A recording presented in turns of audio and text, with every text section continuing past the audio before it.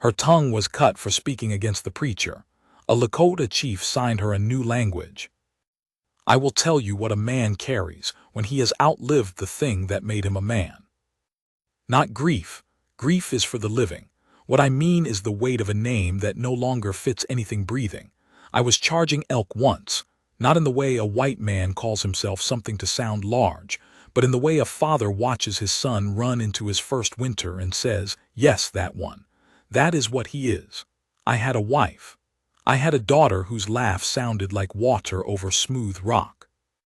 I had a band of 43 people who looked to me when the sky did wrong things and when the soldiers came out of the tree line. I was their weight bearer. That is what a chief is, not the man who decides, but the man who carries the deciding afterward, alone in the dark, through all the nights the deciding takes to settle into something you can live with. My wife's name I will not say here. It is hers still. I gave it back to her the way you give something back to the ground when the time comes, not with ceremony, just with intention, the knowledge that it belongs to the earth now and not to my tongue.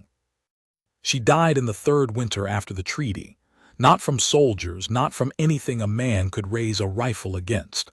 A fever came through the camp the way fire moves through dry grass, low and fast and without preference.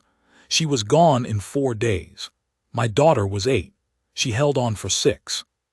The fever did not care that I had put myself between my people and every danger that had a face. It had no face. You cannot charge a fever. You cannot count coup on a sickness. You can only sit in the dark of your lodge and hear the breathing get thin and then stop, and then hear nothing, and know that the nothing will not end. I had known loss before that. A brother taken in a raid when I was young. Men I had led into situations that went wrong, men I had eaten with, whose children I knew by name. A war chief learns to carry those losses as weight that makes him steadier, the way a post driven deep holds the fence better than one driven shallow. I thought I knew what loss was. I thought I had learned the shape of it, learned how to hold it so that it made me denser and more useful rather than hollowed out. I did not know anything. After that I did the things a man does. I wrapped them in the proper way. I cut my hair. I gave away what was theirs, the small things she had kept, the toy my daughter had dragged until it was worn down to nothing, a pair of moccasins she hadn't grown into yet. I gave them away because keeping them would have meant building a shrine, and a shrine is a thing you tend instead of living, and I had 41 people still watching me every morning to see if I was going to stand up or not. I stood up. Every morning for years I stood up. But I will tell you what nobody talks about when they talk about a man carrying grief that sighs for long enough. He does not get harder, he gets quieter. The world starts coming to him through glass. He can see it, he can manage it, he can lead, he can make the right calls, but he cannot feel the heat of it through the glass. People speak to him and he responds correctly. The sun rises and he notes it. A child laughs and some part of him registers that the laugh is a good sound. But it all arrives filtered, muffled, like sound coming through water, like looking at a fire from the outside of a window, the shape of it, the color of it, even the fact of its warmth, all visible and none of it reaching you. I did not know this was happening until much later. You never do. You think you are just being steady. You think steady is what you are supposed to be. You have built such a good story about yourself, the chief, the weight bearer, the man who carries it all without complaint, that you do not notice you have stopped being a person and started being a function. A function works. A function makes the right calls. A function keeps 41 people alive through winters and negotiations and the long grinding erosion of a country being taken piece by piece. A function does not need to feel the heat of the fire to tend it. I was a very good function. I will try to describe what that life was. Not so that you feel sorry for it, I do not feel sorry for it, or not exactly, but so that what changes later makes sense to you in its full weight. My days had a shape, a good shape, the shape of a man whose people needed him and who was equal to what they needed. I rose before the others were up and I checked the horses. which is an old habit from a time when the horses were more vulnerable, and the habit stayed after the threat went. I spoke with whoever needed speaking with. I made the decisions that required making. I ate in the evening and I slept and I rose again. There was always enough to do that the days were full. There was a kind of relief in that, in fullness. A full day leaves less room for the other thing. But at night, sometimes, I would sit outside after the camp had gone quiet, and the thing I noticed most was silence. Not the silence of the plains, which is never truly silent. There is always wind and insects and the horses moving, but a silence inside, where something had been and was no longer. I did not think of it as grief anymore.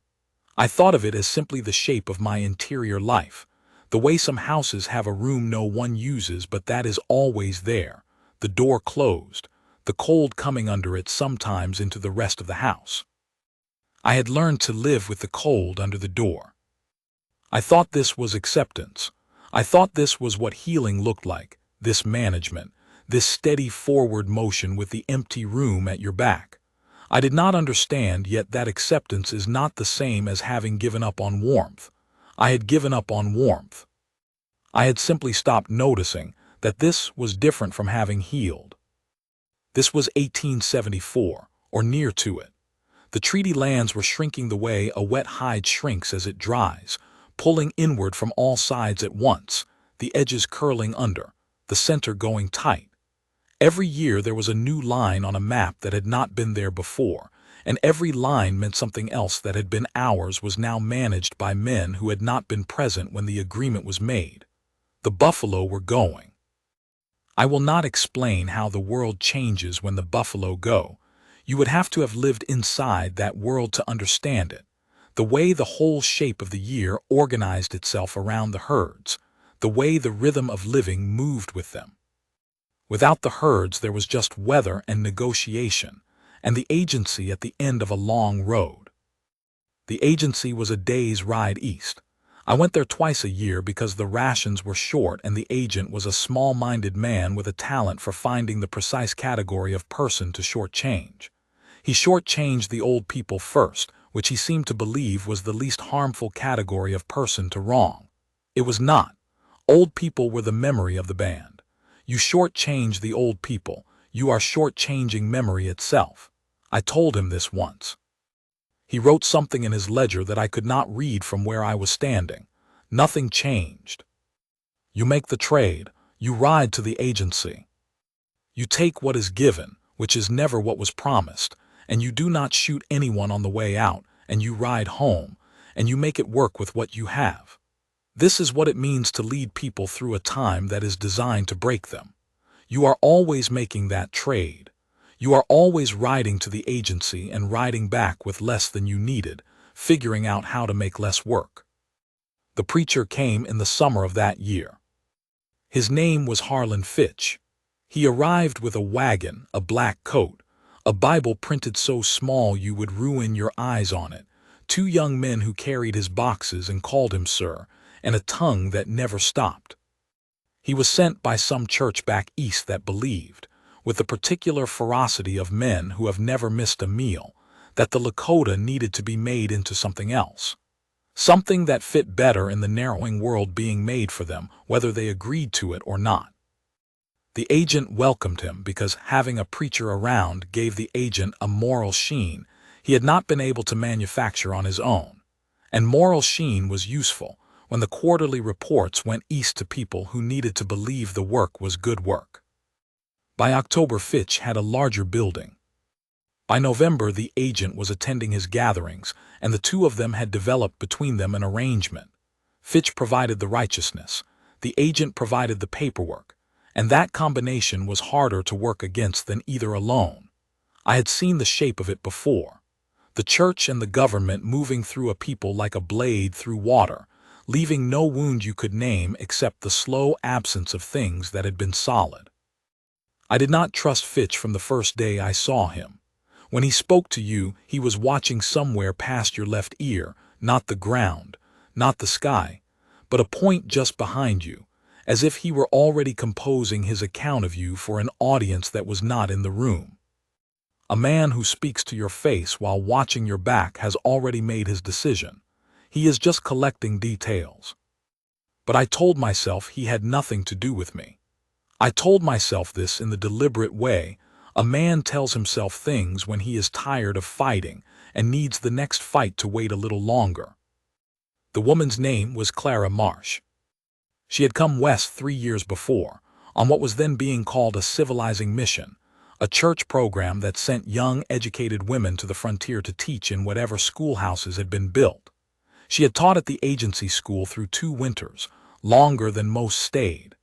I had seen her at the agency the way you see a person who is part of the landscape, present, noted, not particularly attended to. She was not a large woman. Brown hair. She moved with the precision of someone who had grown up in a house where things were done a particular way, and she had kept that precision out here where everything was dust and improvisation. She wore the same dark dress every time I saw her, with a white collar she kept clean in a country where clean meant effort and intention. She washed it nearly every day. A small stubbornness, that collar. I noticed it because it was the kind of thing that costs something, and she paid the cost without complaint, and without expecting anyone to notice. I did not know her name. I knew she was the teacher, that was all. Then Fitch arrived, and then his sessions began, and then everything changed. He had been conducting what he called improvement sessions for the women and older girls at the agency, ostensibly about Christian virtue, practically about the long, quiet project of removal that did not require soldiers, only the steady insistence that what you are is wrong, that what you have been is shameful, that what you could become, if you cooperated fully and stopped clinging to what was gone, would be something better. He ran these sessions the way certain men run every room they are in, with the unspoken understanding that the cost of disagreement would come later, privately, in the small eroding ways that cannot be pointed to directly. Clara Marsh attended because the teaching staff had been told it was expected. She sat and listened for about an hour. I know what she heard during that hour because 3 women described it to me afterward, separately, each one telling the same story from a different angle. She heard Fitch work through the women in that room as if they were a problem he was solving. She heard him call their customs backward, their history something to be emptied out before the right things could be put in. She heard him say that the Lakota language, the tongue those women had been spoken to in by their mothers and grandmothers, the tongue that held the oldest things they had ever known, was a tool of darkness. That children who arrived at school still speaking it were arriving in a condition of spiritual infection. Clara Marsh stood up. She said that was not true. She said she would not sit in a room where it was stated as true. She said that the children she had been teaching for 2 years were not infected with anything, and that if these sessions were going to continue in this direction, she had nothing to contribute to them. She said all of this out loud, without lowering her voice, in front of 20 women and girls and Fitch himself. Fitch did not respond to her in the room. He kept going as if she had not spoken. That is the move of a man who has already planned what he will do and prefers to do it where there are fewer witnesses. 3 days later, she was removed from her teaching position. The reason given was conduct incompatible with the mission. This phrase could mean nearly anything, which was precisely why it was useful. What it meant here was that she had embarrassed the wrong man, and he intended to make that an expensive decision. She had no money, no position, nowhere to go. It was November. In that country, November without 4 walls and a fire is a slow conversation with death. 1 day's accommodation, the agent told her, and then it was no longer his concern. She went to the small, unused building at the edge of the agency land and slept on the floor. One of the Lakota women from Fitch's session came to me at first light and told me what had been done and why. She told me with the particular flatness of a woman whose anger had run out of room and become simply heavy. I thought about it for longer than I should have needed to. I want to be straight about this. The decision to help should have been quick. It was not quick. A man who has spent years as a function does not easily recognize the moments when feeling is the correct tool. I sat with it. I ran the practical calculation, cost of involvement against cost of not. This was a way of avoiding the thing underneath, which was that something in me had been spoken to by what I had heard and was answering, and I had not felt that in a very long time. I rode to the agency. I spoke to the agent. I told him the woman needed 3 days, not 1. He said accommodation decisions were set by the mission board, not by me. I said I understood that, but I was telling him regardless. He understood what regardless meant from me. We had been across a table often enough. He gave her 3 days. Then I went to the building. She was on the floor with her back against the wall and her knees up and her coat around her shoulders, even though it was not cold enough yet to require it. Or maybe she was cold in a different way than temperature. She was looking at the door when I opened it, as if she had been waiting for something she could not name. Her eyes were dry. She had been crying earlier, you could see it in her face, the flatness that follows when the crying is finished and nothing has changed, but she was done with that. I stood in the doorway, probably longer than I needed to. She said, "I don't know what to do next." I said, "I know." She said, "He'll tell everyone I left because I couldn't manage the work." I said, "Let him say it." She looked at me differently then, trying to understand what kind of thing had just walked through her door. I told her about 3 days, about walks at dawn, about the letter and the stage line.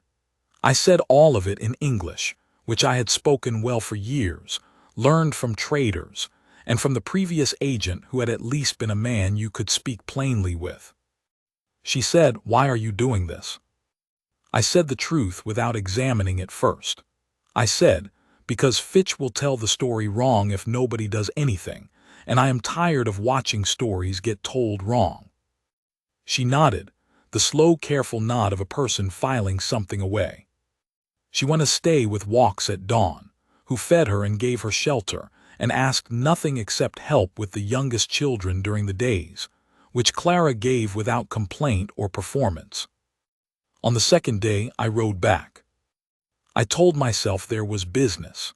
The business was real, but I will be straight about the ratio.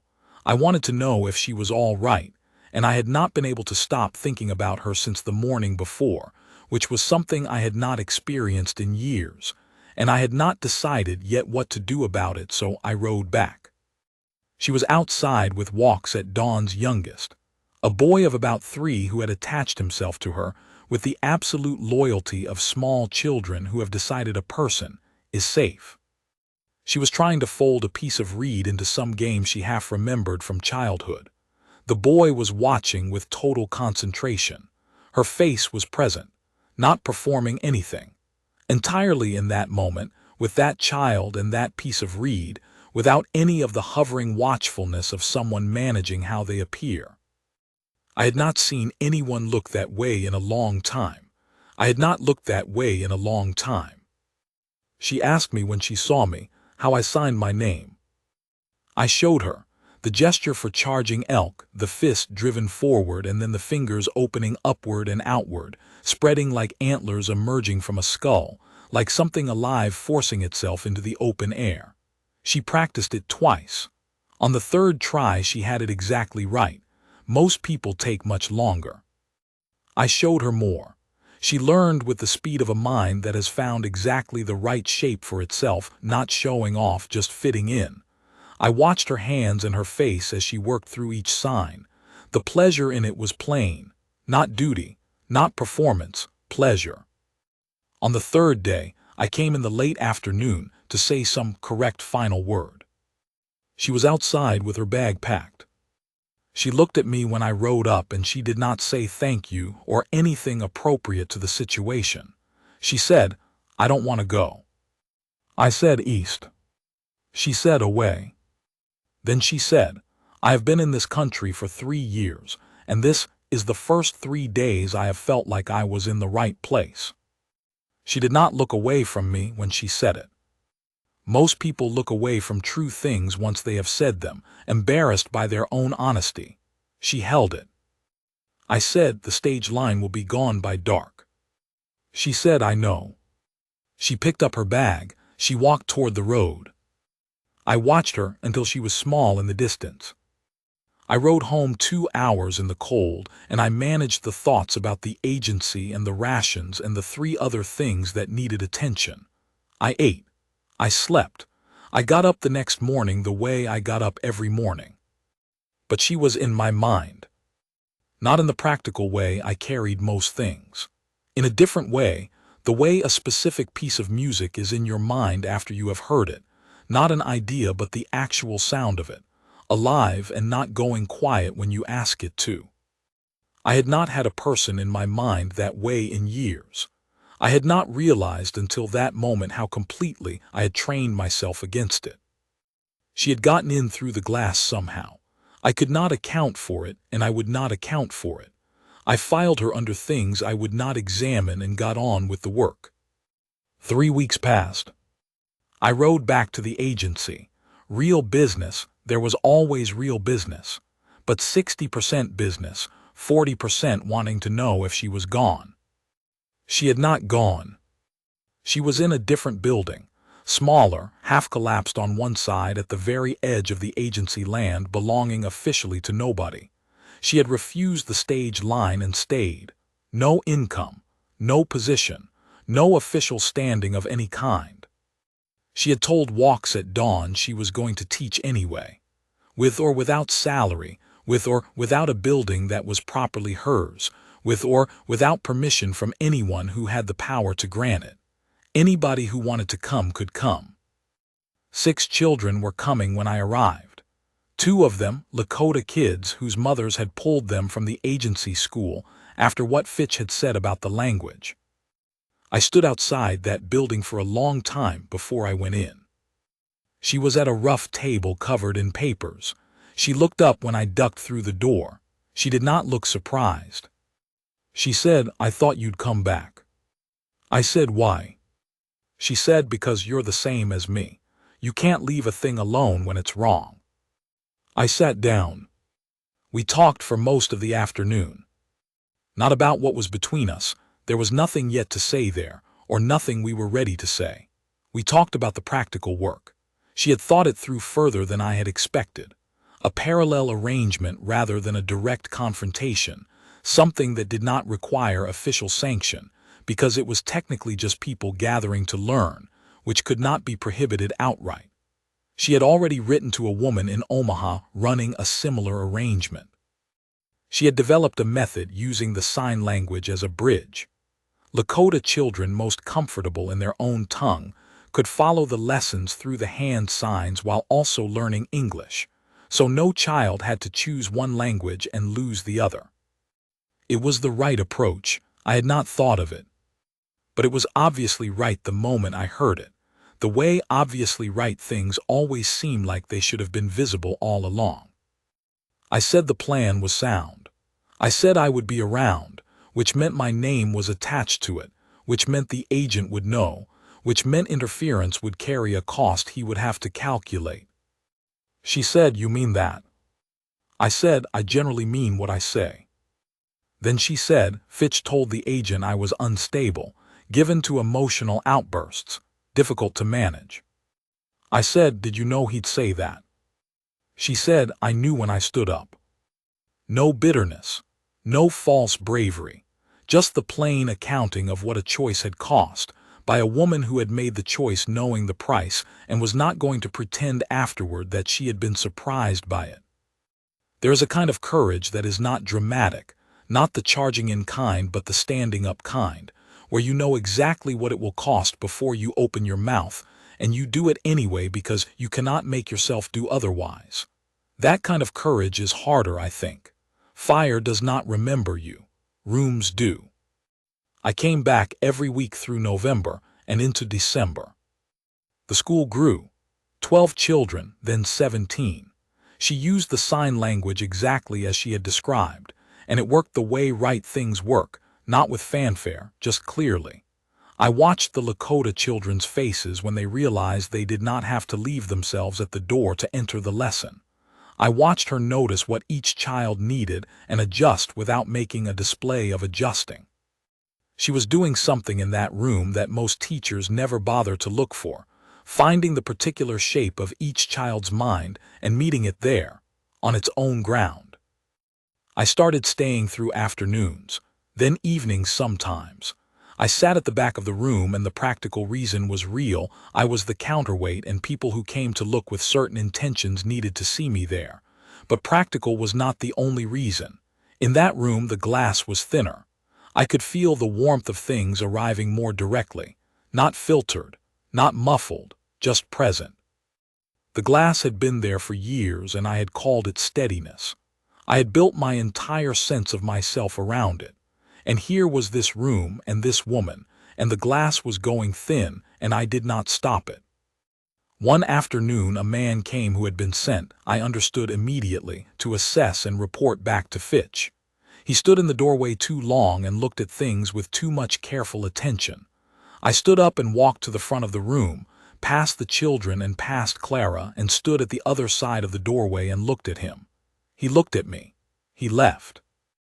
After the children had gone that evening, Clara said, "Does that happen often?" I said, "When necessary." She said, "You didn't have to." I said, "I know." She looked at me in the way she had been looking at me since the beginning, straight on, nothing managed, and then she went back to her papers. December came, the hard cold. Fitch went to the army post and filed a complaint. He used the word insurrectionary. This was a very large word for what was actually happening, 17 children learning to read in a half-collapsed building. But large words from preachers to army posts had a particular history in that territory, and the history was not good. I knew what the word was intended to produce, which was a garrison visit and a closure, and the particular satisfaction of a man who has used a mechanism larger than himself to do something he could not do in his own name. I rode to the post. I have never liked army posts. I will not pretend otherwise.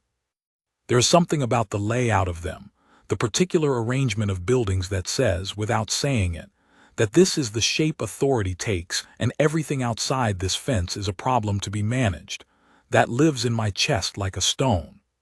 The old anger, the old knowing of how certain things tend to end, the specific smell of a garrison in the cold that wakes up parts of me, I have learned to keep quiet. But preference was not the metric. The post commander was a captain named Aldridge. 6 months in the posting, young enough that the country had not yet settled its full shape on him. He could still be spoken to directly. I told him what the school actually was. I told him about Fitch's session, what Fitch had said, and what Clara Marsh had said in response, and what had happened to her for saying it. I told him that what was being called insurrectionary was a teacher who had lost her position for telling the truth, and had refused to accept that loss quietly, and that the 17 children in her building were learning things that were not harming anyone. Aldridge listened with his face still. He was one of those men who listens by becoming very quiet rather than by nodding along, the kind of listening that is actually taking things in.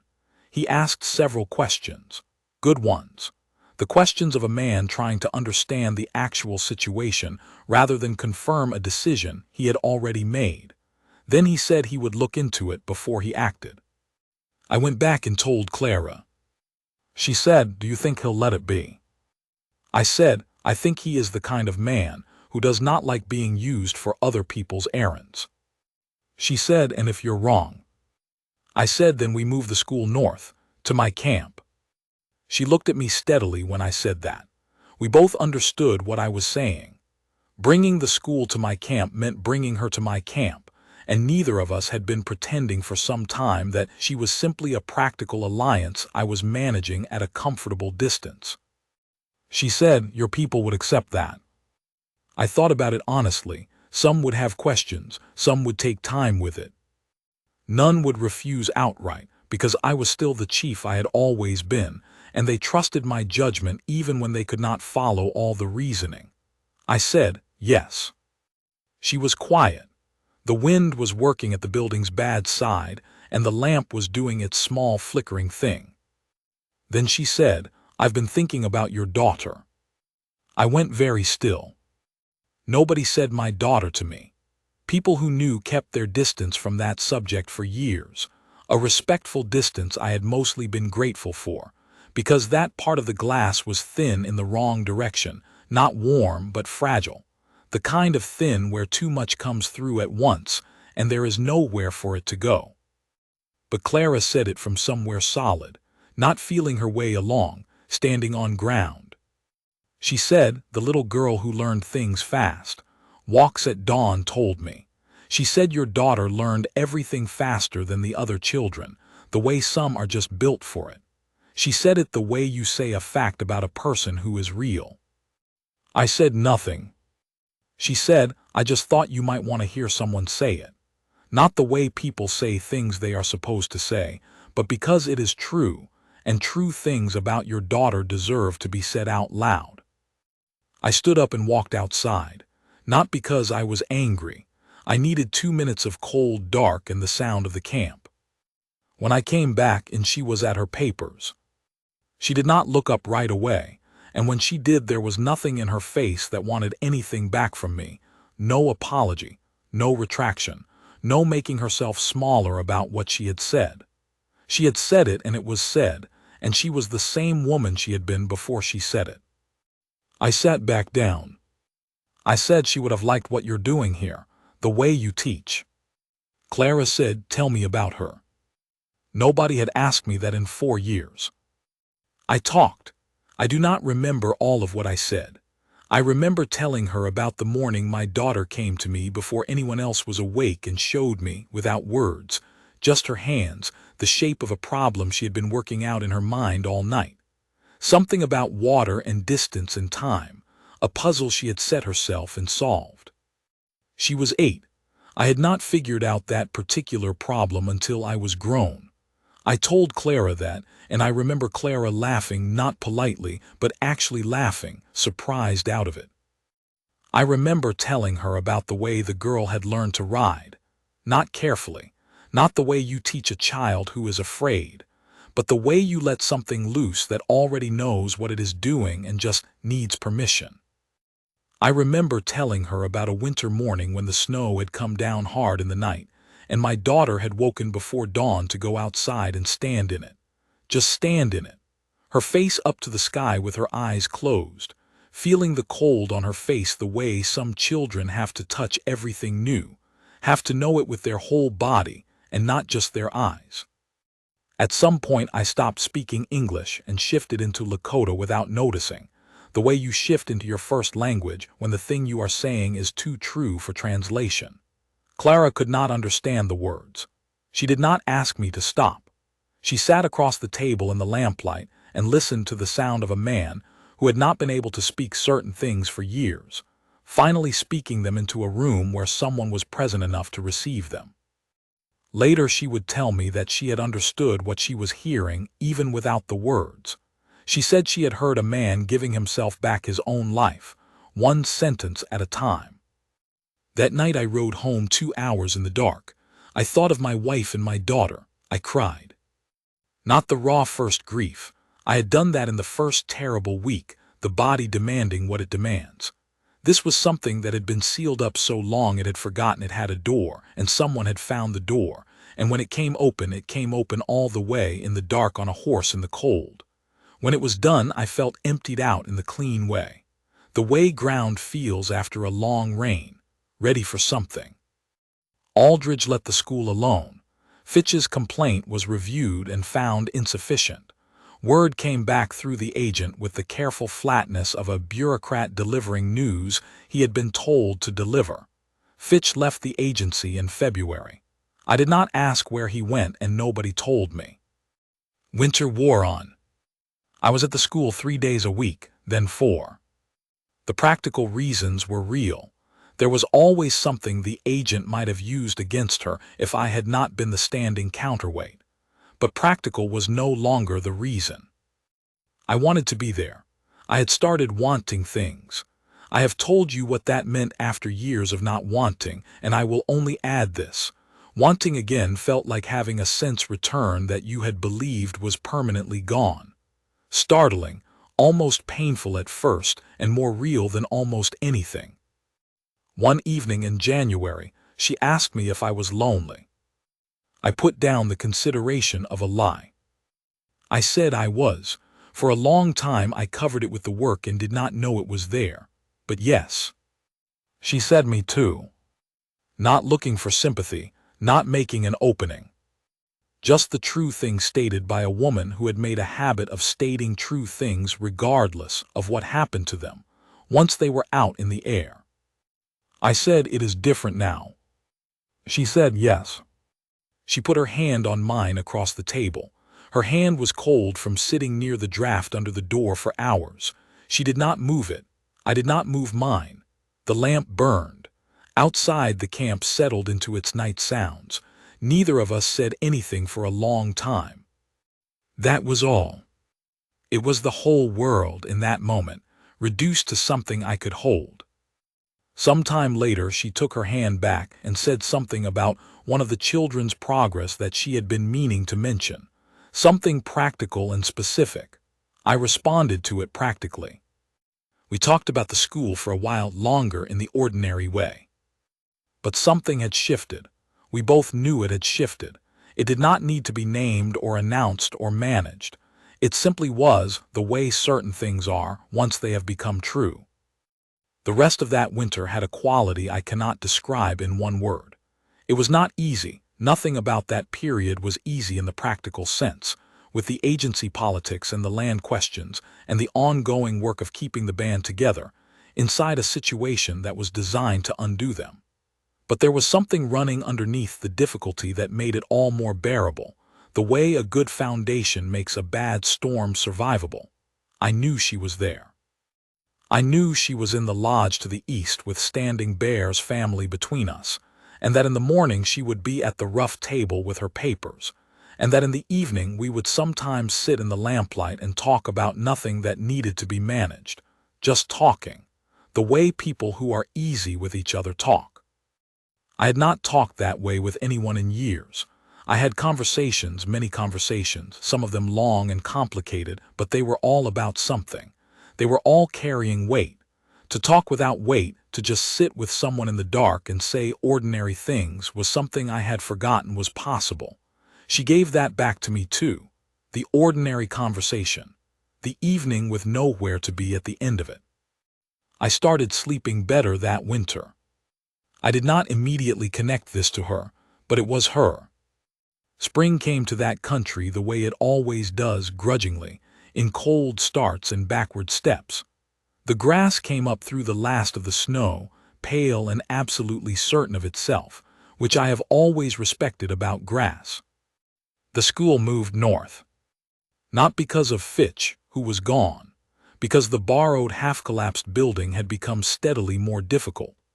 Access to water complicated, land questions manufactured, the small daily harassment of a bureaucracy that does not want you gone badly enough to act directly, but is content to sand down everything you need until operation becomes exhaustion. Clara moved to my camp with her bag and her papers and the rough table and a wooden box of books that two of the young men loaded onto a travois without being asked. They had made their own accounting of her over 4 months and had arrived at their own conclusions. She was given a lodge on the east side of the camp, near mine with Standing Bear's family between us, which was appropriate, and she understood that without my explaining it, the same way she understood most things about how the camp worked, because she had spent months asking questions and listening to the answers rather than assuming she already knew. The school continued, 22 children now. 8 of them from settler families nearby whose parents had looked at what was being offered and decided it was better than the agency alternative.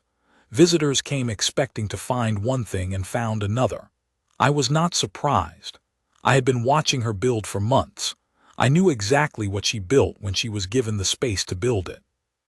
Summer came. The best summer I had had since before the fever. I did not account for this carefully while it was happening.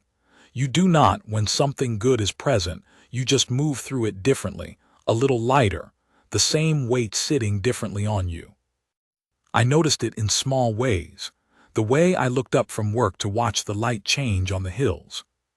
The way I found myself listening more carefully when people told me small things, not because the small things were important to manage, but because I was interested. The way food tasted better. The way sleep came easier. Small, ordinary things, every one of them. But I had been without them for so long that their return was almost loud. There was an afternoon in late June when one of the older boys in the school brought a trapped hawk to show Clara, thinking she would be afraid of it. She was not afraid of it. She looked at it for a long time while it sat on the boy's thick gloved hand and worked its wings against the constraint. She asked him 3 questions about how he had caught it and where, and what he planned to do with it. The boy, who had expected a woman's reaction and had gotten instead a person's reaction, was visibly recalculating something. Clara told him the hawk would die in a cage because hawks are not built to be still, and she said it matter-of-factly, without softening it, and the boy looked at the bird and then at her, and then let the bird go. I watched all of this from across the camp and I thought, she is going to be fine here. She is going to be more than fine. I also thought, and I did not try to stop thinking it, I do not want her to leave. This was a new thought. Or rather, it was an old kind of thought that I had not had for years, about a particular person and not about a situation or a practical necessity, and feeling it again was like feeling the circulation return to a hand that has been cold for a very long time. Not comfortable, exactly. Real. One evening in July, we were at the top of the rise above the camp watching the last of the light go. We had been doing this since spring. Not planned, just something we both arranged ourselves toward at the end of each day, the way 2 people make habits together without declaring them. She had a tin cup of coffee gone cold. I was whittling a piece of cottonwood into nothing in particular. She said, "I need to tell you something." I kept the knife moving. She said, "I know what this is, what we are." I said, "Yes." She said, "I'm not going to be quiet about it." She meant the world outside the camp, the agency people who came and went, the occasional visitors, the people who would draw their obvious conclusions. She was not going to reduce it. She was not going to make it smaller or more palatable. She had stood up in a room once and said the true thing at a known cost, and she was the same person now, making the same kind of choice from the same place in herself. I put the knife down. I looked at her. She was looking at the plains, the light going red and then copper and then out. Her jaw was set the way I had first seen it set on that first morning, not stubborn, not angry, just resolved. Done with deciding, past it, living in the decision. I said, "Neither am I." She turned and looked at me. Something in her face went quiet in the way a room goes quiet when everything that needed to be said has been said and nothing needs managing anymore. She put her head on my shoulder, not dramatically, the way you lean against a wall you know will hold. We watched the last of the light go out on the plains. I thought of my wife in that moment, not with guilt, not with apology, with the clear, honest recognition of a man who has been loved in this life more than once and knows there is no accounting for it and no ranking of it. My wife was the first half of my life, the center of everything I had been built into before the fever took her. Clara was the second half, the part I had not expected to have, the part that meant the life was not finished after all. I believed my wife would have wanted this for me. I could not prove it, but I knew her well enough to believe it, and I believed it without grief, which was something I had not thought would ever be possible. The agency had different personnel by fall. A new agent, younger, less interested in small games. The minister who replaced Fitch, a man named Croft, turned out to be a man of genuine faith rather than performed faith, which is rarer than it should be. He and Clara had conversations that were theirs, outside of me, about things they shared that I respected without sharing. She was allowed to be more than whatever she was to me. That was not a complicated thing to understand. That winter we were married in the way my people marked such things. I will not describe the ceremony here because it belongs to them and to us. What I will say is that she asked to be married this way. She had not been asked, she had asked, coming to me weeks before and saying she wanted this, the Lakota way, because she wanted something true and particular and not borrowed from a ceremony that had not been made for a life like ours. She chose it, as she had chosen everything, the staying, the moving north, the standing in rooms, and this. East had always been available. The stage line had always been waiting. She had kept choosing otherwise freely without the desperation of a woman who has no options. She had options. She kept choosing not to take them. I want to tell you what that night was like. Not in the way that is inappropriate to tell, not that, but the thing I have thought about most in the years since. After everyone had gone and the fire had dropped and the camp was quiet, we sat for a while without speaking. This was one of the things I had come to know about her. She did not fill silence. Most people fill silence because they are afraid of it. She was not afraid of it. She sat in it the same way she sat in everything, fully present, not managing it, not performing patience. Just there. I thought about the man I had been when she first walked through that door. Not who I had been to my people that had stayed mostly intact, the function had kept working, but who I had been to myself. The glass, the cold under the door, the empty room I had stopped entering, that I had gotten so accustomed to not entering that I had begun to believe the emptiness was just how the house was built, permanent, structural, nothing to be done. I looked at her in the low firelight. She was watching the coals. Her face had the particular quality it had always had when she was not performing anything, a kind of groundedness, a being in herself that I had noticed from the very first day. A person who does not require reflection, who is real whether or not anyone is looking. She turned and looked at me then, as if she had felt me looking. She said, "What are you thinking?" I said, "I am thinking that I did not know this was possible, another good life, after."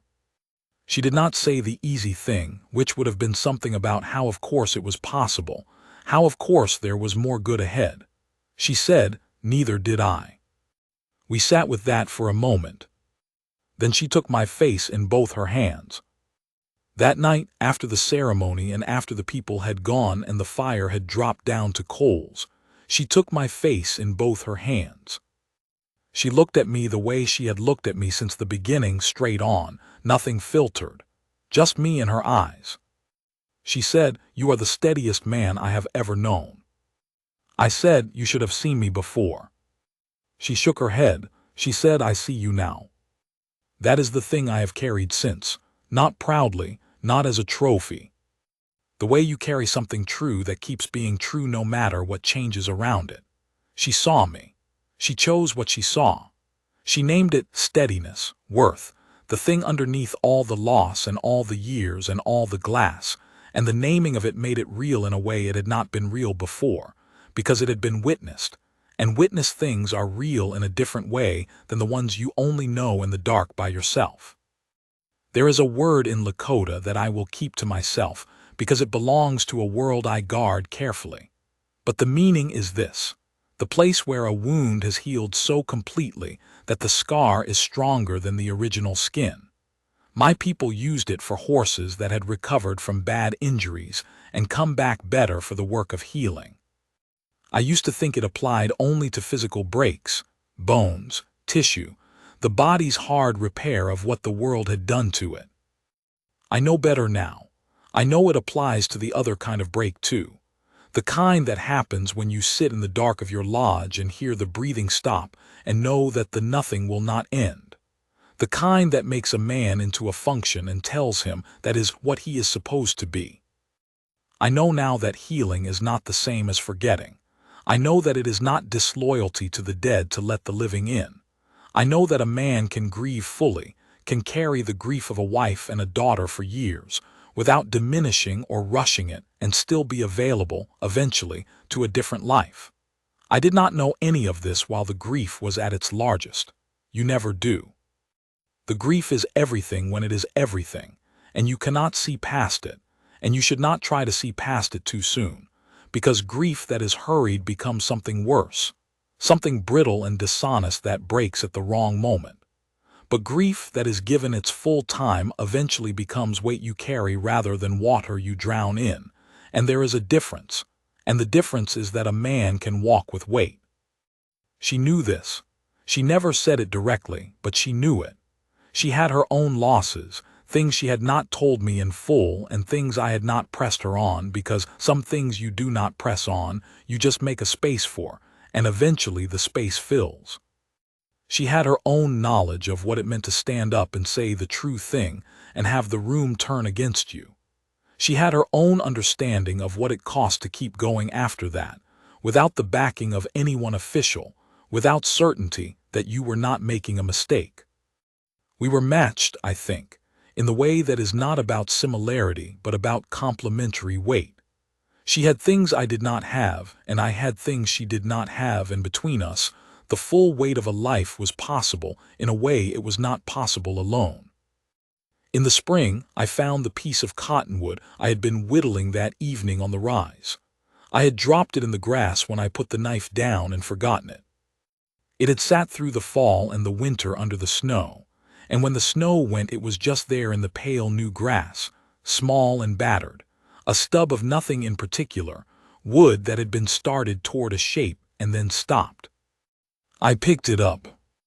I held it for a moment, turning it in my fingers, a small battered piece of nothing, almost something. I put it in my pocket. I kept it through spring and then through summer and then through fall. I still have it. She is the reason I still have it.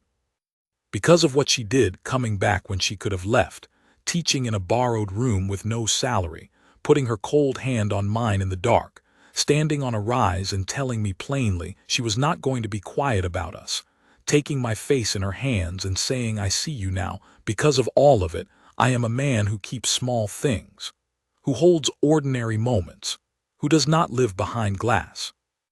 I was charging elk. I was the weight bearer.